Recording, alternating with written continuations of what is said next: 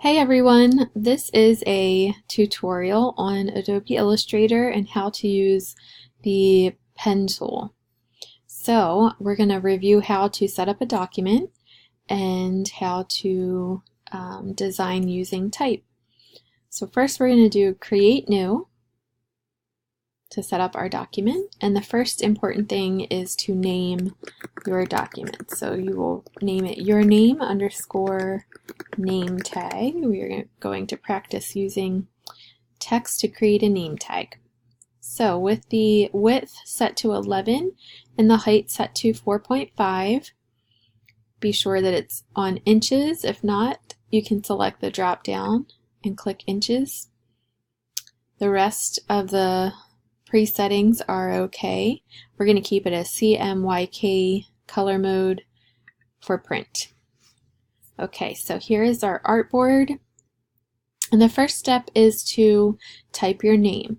So select the type tool from the toolbar, and you can draw a text box by clicking and dragging in the area where you want your text to go. Now this is pre-filled text. Your screen may not show up that way, but as soon as I start typing, it is going to go away. Alright, hopefully you can see my name up here in the top left corner. And now we have to adjust our type to some different settings. So at the top submenu here, you can see the type tool settings. We have font, font style, and size. I'm going to first change my paragraph. So under the paragraph panel here, I can click on it and we have alignment settings. So I'm going to justify my text and then move that out of the way. Alright, I want to first change the size of my text. We're going to make it nice and big so it's legible. And then you're going to change the font style, the font face. So I'm going to choose one that is fairly simple to outline. So I'm going to select a sans serif font. Let's do Impact. Okay, so as you can see, my text is still really spread out, so I want to increase the size even more. We'll try 160 to fill that space. And the reason why I have it on Justify is so that it expands all the way across my document page. So you can move the text into an area that's centered using either the selection tool or your arrow keys on the keyboard. Okay, first, next we are going to change the color of the text by using the swatches panel. So over here, as I have my text selected, I can see that the color guide color panel is open, and this is the CMYK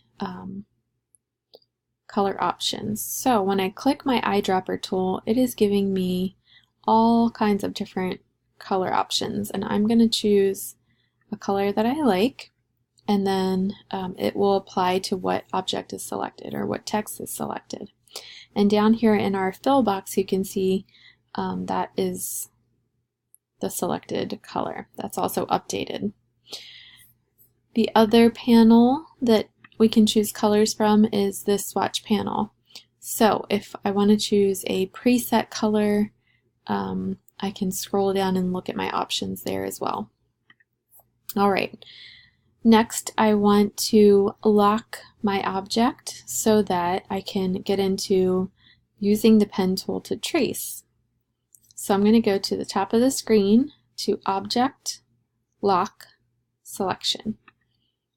Okay, and when I do that, what I'm doing is locking down the object to the artboard, and I can no longer edit or select it, but it is still there. So I can see it, but I can't edit it. Okay, I'm adjusting my screen to where I can get started on the work. And what I want to do is outline my letters with the pen tool. So over on the toolbar where all of our handy tools are, I'm going to find pen tool. When you hover over each tool, it gives you the name. So you don't have to know all of the names.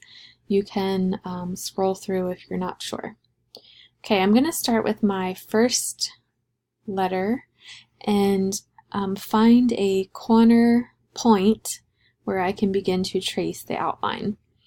Now, right here is our fill color and our stroke, and I want to switch these so that I can see what I'm going to be outlining without distraction. So I'm going to click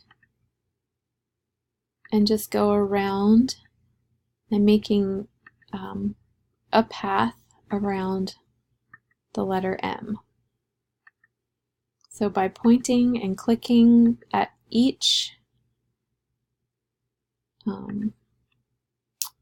edge, I'm giving myself a new shape. Okay, so if I move down my outline, I can see that I have the letter M. And this is great practice for when you are illustrating an object and by hand and then moving it to digital. You can always you can trace and outline hand-drawn illustrations or things like this where it's text. Okay, so I'm going to swap my fill and stroke and fill back in my letter. And I'm going to continue going through each letter until the full name is complete and I have duplicated my name tag.